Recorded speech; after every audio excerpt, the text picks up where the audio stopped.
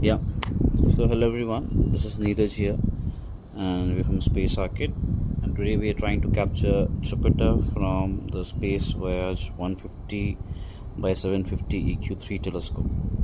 So you can see how clear you can see Jupiter and its bands. Right now we're using a 6.5 mm eyepiece that's near about 120x, and on top of that we've done a zoom of digital zoom of 4x.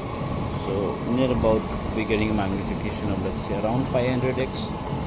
And this is Jupiter looks at 500x zoom. And we're right now in Chennai, and it's 24th of February, and it's almost just before midnight. And you can see the Jupiter at this high magnification is also not moving from its spot. It's shaking at that point only. And why is that so? Because the shaking is due to the wind that we are having here, and the wind is shaking the tube a bit. So that's why, because we are such high magnification,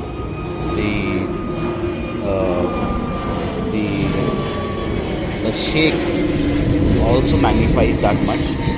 So it's more visible. But as you see a very stable image, you'll realize that how clear the bands are on the surface.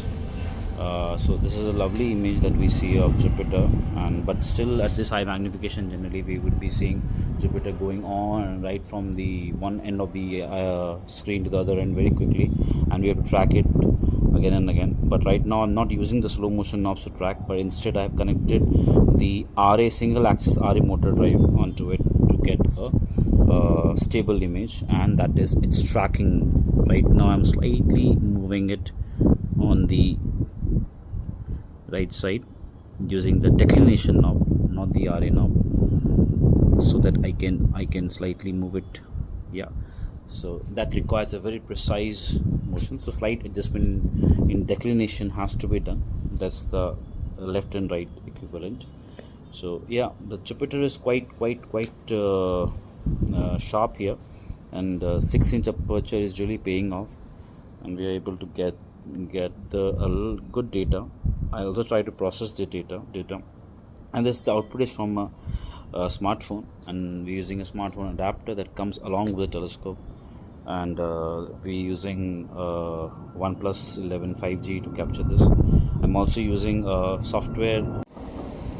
Yeah, so continuing the recording of this, so I was saying that I'm using also an app called as ProCamX that allows me to vary the exposure in a video mode, and I'm able to vary the exposure because Jupiter is a very bright target, so you need to lower down the exposure to get the bands very clear.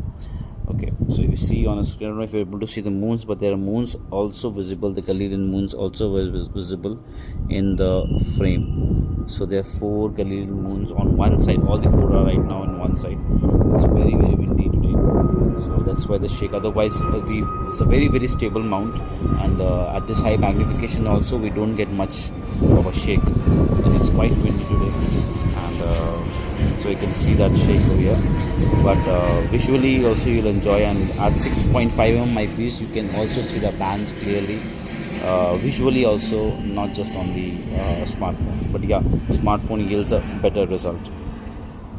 So yeah, this is Jupiter, guys, and again I'm using Space Voyage 150 by 750 EQ3 Newtonian telescope, and this is a very good mount telescope. The optical tube is very good, and this is a series in which we already have captured Saturn, we already have captured Venus. We also try to capture Mars with it, and we're also trying to capture Jupiter today. So yeah, so that's it, what the aim today. So yeah, do attempt your own